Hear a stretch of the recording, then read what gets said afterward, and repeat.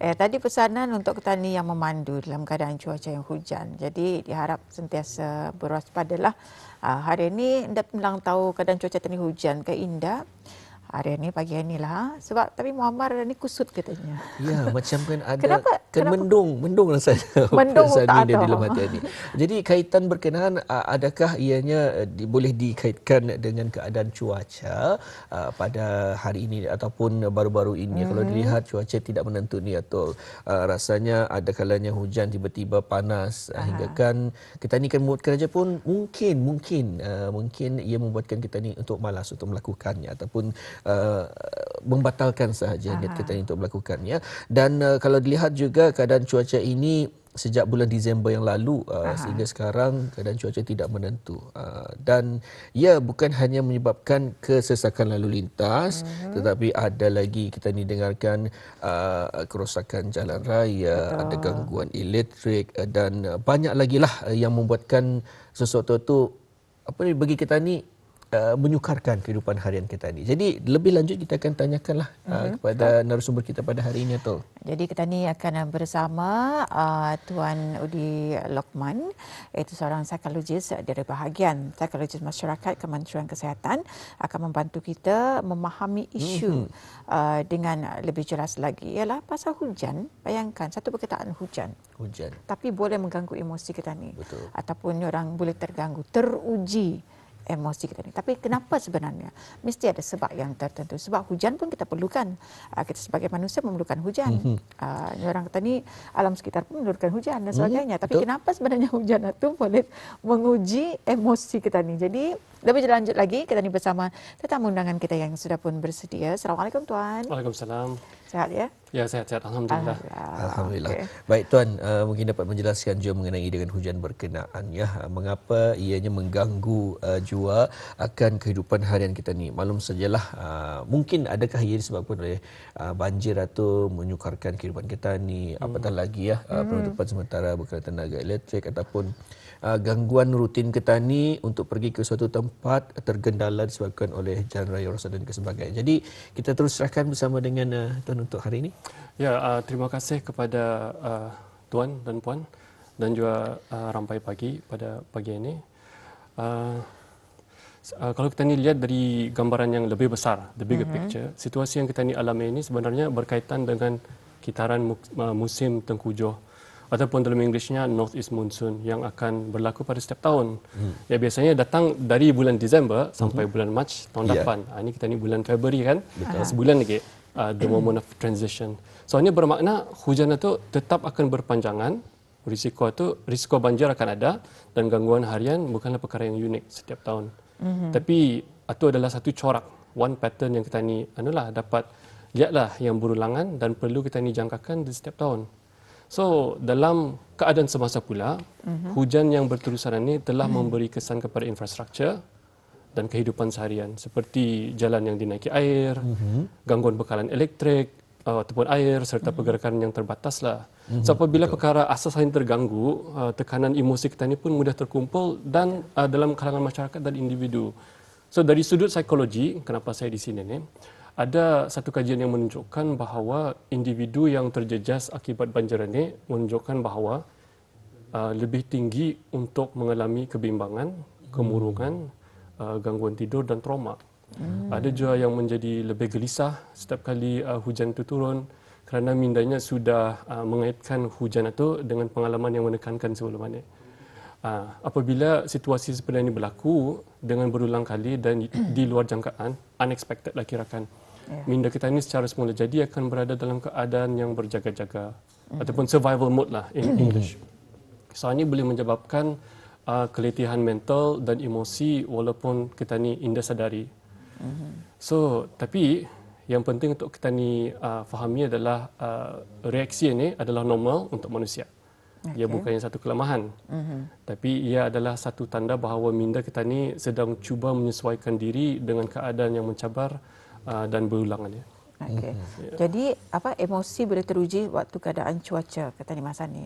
Ya maklum sajalah kalau kita lihat pun bukan saja berlaku di negara kita. Tapi seperti yang Tuan katakan tadi kalau macam sudah banjir itu ada yang orang merasa kemurungan, kebimbangan, tapi itu normal.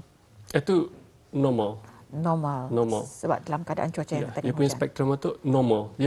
Cuma kalau nya berlebihan dan ia affect a person's life. Dan itu jadinya in the normal lah. Sustaining kan. Tapi kalau sekiranya temporary dapat dikontrol, itu adalah normal. Okay. Jadi kalau mengikut daripada peringkat serantau seperti Malaysia dan juga Indonesia yang juga mengalami musim hujan monsun ini, adakah kesannya sama dengan negara kita ini? Bagaimana dengan keadaan petani di Brunei sendiri? So perbezaannya, kesannya hampir sama di seluruh Asia Tenggara. Kami region kita ini di Brunei ini ada tropical region kan, di mana musim hujan monsun itu menyebabkan banjir yang berulangan dan tekanan emosi pun yang berpanjangan. So di negara kita ini Brunei Darussalam, walaupun hujan itu kadang-kadang indah sentiasa lambat tapi berpanjangan. Hujan yang berterusan ini sejak Disember telah meningkatkan risiko tekanan dan masalah kesihatan mental yang jangka masa panjang, long term effect. So ini kerana kita ni terpaksa membuat banyak keputusan kecil setiap hari, seperti laluan mana yang selama GPS beritahu jalan A ni baik tapi sudah ke sana banjir tiap, betul kan? Traffic jam tiap. So pergerakan harian juga dan urusan keluarga terganggu dalam keadaan yang indah menantu.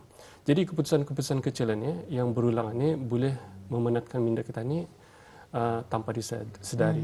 Ia bukan soal ketahanan diri tapi soal capacity minda. Dalam Englishnya capacity, cognitive capacity yang semakin terhakis akibat decision fatigue.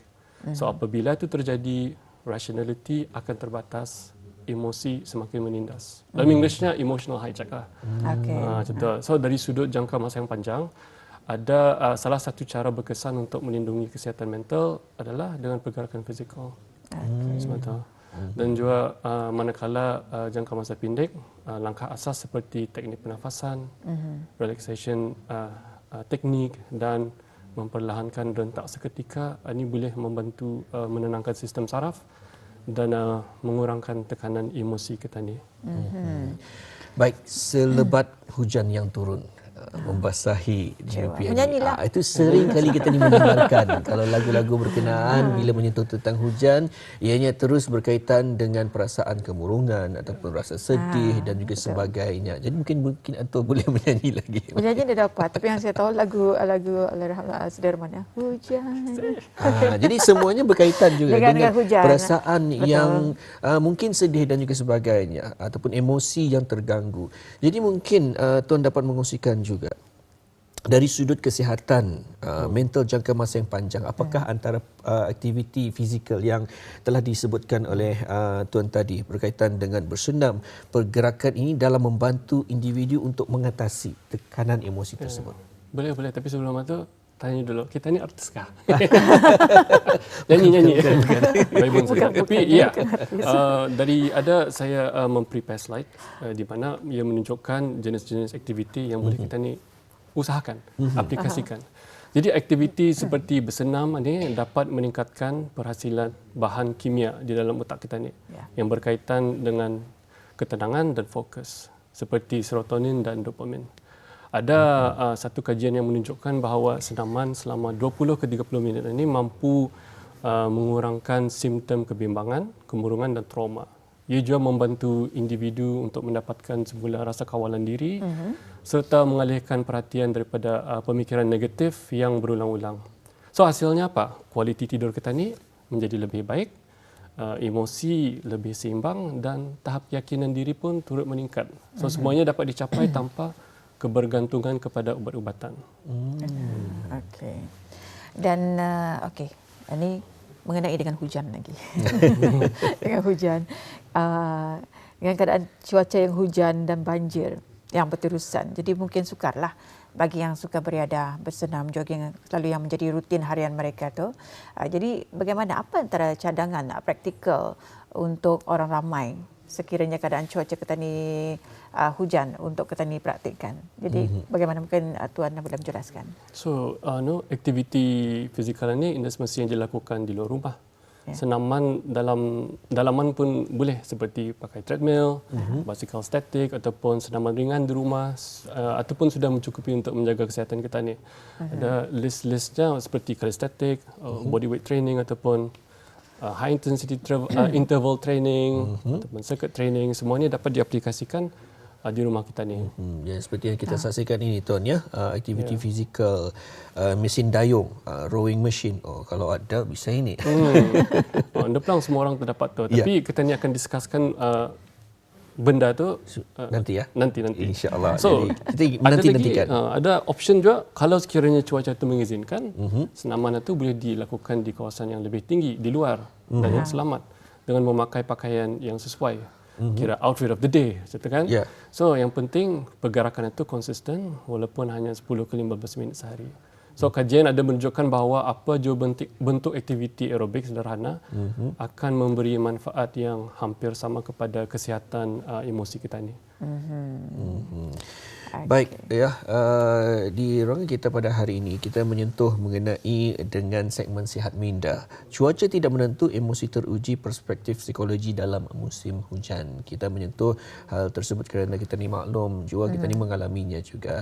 Masih lagi kita berada di musim hujan ini ya.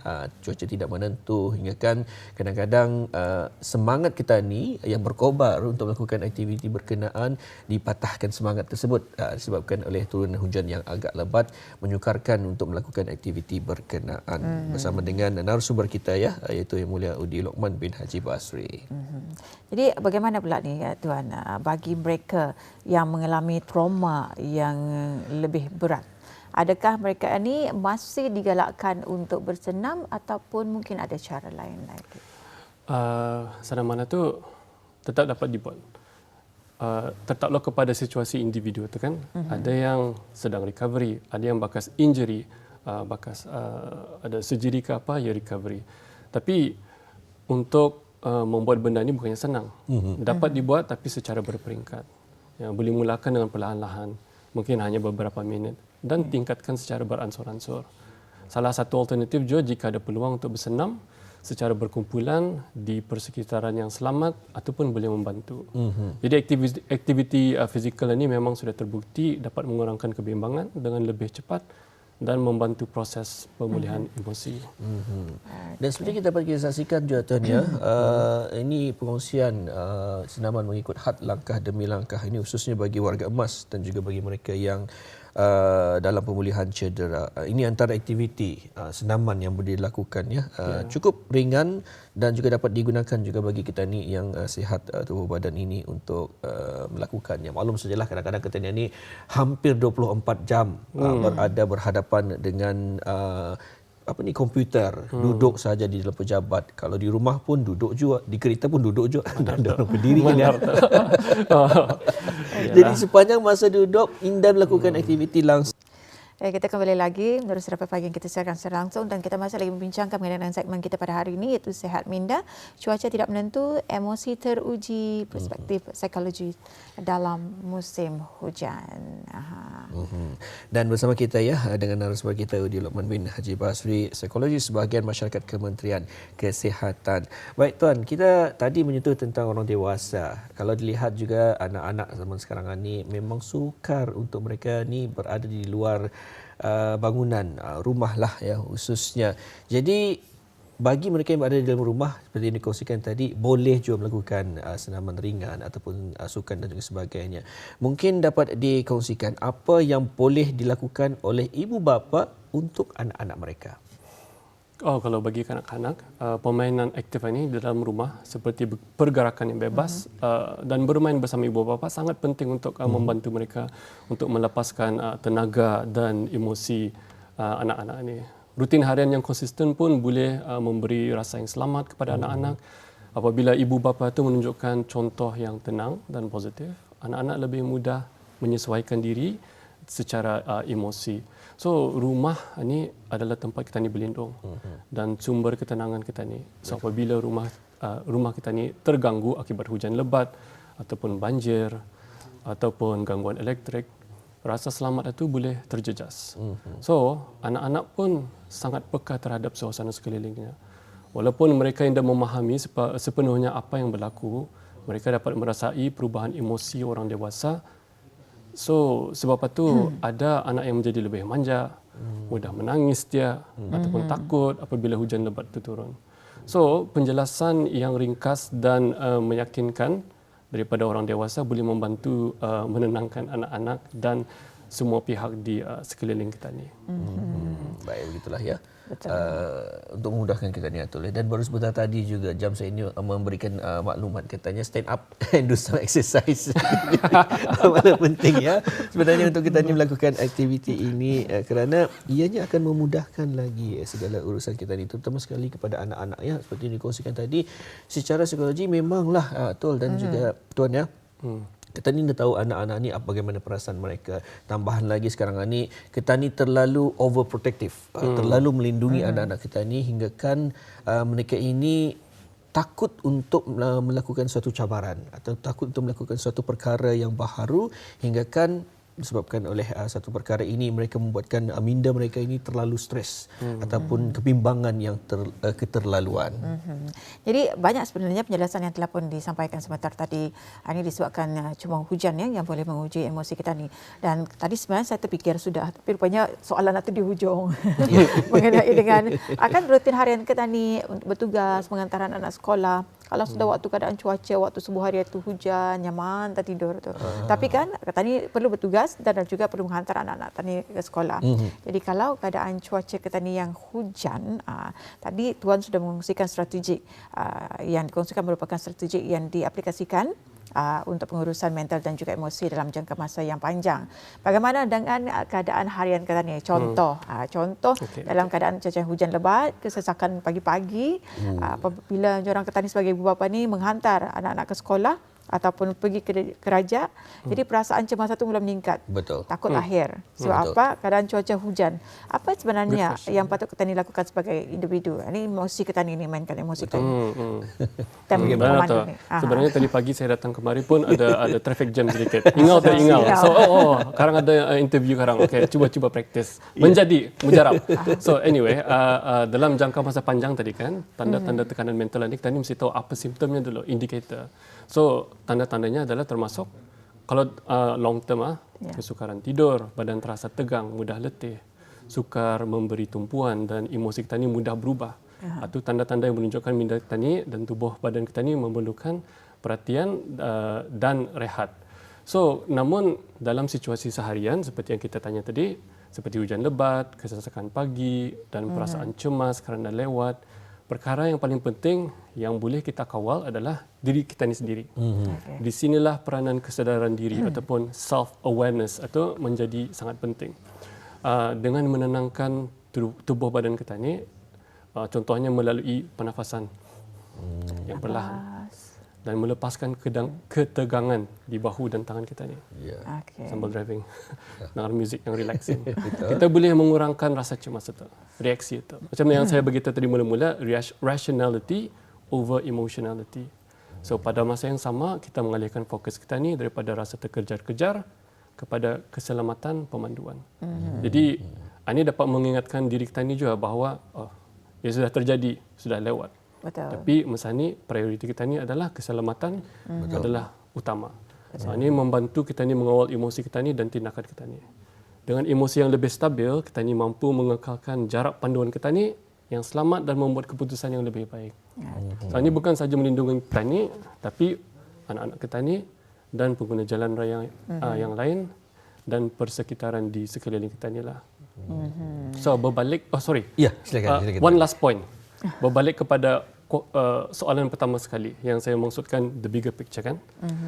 Ada gambaran yang lebih besar, cuaca yang sudah kita ni agak setiap tahun antara bulan Disember sampai bulan Mac. North East Monsoon itu tetap akan terjadi. Sekarang persoalannya adalah bila, di mana, hari apa dan tempat dan pukul berapa yang akan terjadi. Di sinilah self-awareness itu, readiness dan anticipation dapat menolong kita ni untuk mengawal pergerakan kita ni dan decision kita ni lah. So kita ni sudah ada expectation, sudah plan, kita ikut plan kita ni dan bilanya any unexpected things terjadi, kita ni sudah bersiap sedia secara mental, fizikal dan emosional. Jadi adanya persediaan lah ya. Kita ni maklum juga Tuan, kadang-kadang setiap keluarga mempunyai bilangannya yang berbeza. Ada yang mempunyai anak 5 orang, ada yang masih kecil, ada yang bermacam ragam dan juga sebagainya. Jadi persediaan kita sebagai ibu bapa penting ya, untuk mengatur untuk hari ini, menyaksikan juga ataupun mengetahui ramalan keadaan cuaca. Besok turunan hujan agak lebat. Jadi anak-anak pastinya akan sibuk ni, ada yang mengantuk-mengantuk, ada yang tidur waktu mandi. Jadi kita ni sebagai ibu bapa penting untuk mengetahui awal bangunkan bis dorang awal, membuat pemanduan lebih awal, dan juga untuk seterusnya lagi kita ni untuk merancang di mana tujuan-tujuan kita ni. Jadi itulah yang seperti yang dikongsikan oleh Tuan tadi. Ini sebagai contoh sahaja, contoh situasi yang terjadi untuk bis kita dapat mengawal emosi diri kita ni dan juga anak-anak kita. Jadi mungkin ada saranan Tuan sendiri dengan topik yang kita ni bincangkan pada hari ini secara ringkasnya. Okay, so untuk penutuplah kepada pendengar sekalian, kita ni sebaiknya kita ni plan dan expect. Kita ni ada smartphone masa ni dapat digunakan untuk memberikan forecast kita ni apa yang akan terjadi esok. Okay. Biasanya sejam sebelum benda itu terjadi, berkaitan dengan cuaca, ada sudah notification. Oh, arah kawasan kita ni, kalau kita ni switch on GPS, ada beritahu hujan lebat di kawasan sini. So, we start to plan. With plan of action lah kirakan kan. So, bilanya benda itu terjadi, kita ni sudah expect, kita ni tahu apa akan kita ni buat, dan di mana laluan jalan yang kita akan tujui. Di sana, dari sana, kita ni dapat kontrol reaksi kita ni dari segi emosi. Okey. Itu saja. Itu saja. Ya. Panjang. Ya. Cukup cukup jelas sebenarnya. Cuaca. Ini pasal cuaca saja ni, pasal hujan, tapi kesannya ataupun impaknya sangat meluas. Betul. Sebab hujan yang kita ni masa ni musimnya. Jadi banyak perkara yang perlu kita ni ambil kira, banyak sudut yang perlu kita ni ambil kira untuk keselesaan dan juga kelancaran serta kemudahan apa jua tugasan kita, aktiviti kita dan sebagainya. Dan yang terutama sekali adalah emosi kita. Jadi emosi kita ni boleh teruji sebabkan hujan, tapi jangan salahkan hujan lah, atau anugerah daripada Allah SWT. Tapi kita sebagai manusia sebenarnya kita ni yang bijak untuk mengatur, dan juga seperti yang Tuan katakan tadi, ada plan yang tersendiri, dan bagaimana kita ni menenangkan diri kita ni dari psikologis lah ya. Kalau sekiranya berlaku hujan, sebab memanglah aku akhir lagi ni. Jadi ada plan-plan yang tertentu. Begitulah juga dengan jangka masa yang panjang. Jadi alhamdulillah, dengan adanya penyelesaian dan juga penjelasan yang telah pun diberikan sebentar tadi oleh Yang Mulia Tuan Udi Lokman, dapat jadikan garis pandu lah kepada penonton kita yang menyaksikan sampai pagi pada hari ini. Baik, kita ucapkan ribuan terima kasih Tuan. InsyaAllah kita akan bersua lagi dengan keadaan cuaca yang lain pula di masa akan datang ya. Ataupun sebelum bulan Disember tahun depan. Ya, betul, insyaAllah. Baik, itu. Assalamualaikum Tuan. Okey, waalaikumsalam, terima kasih.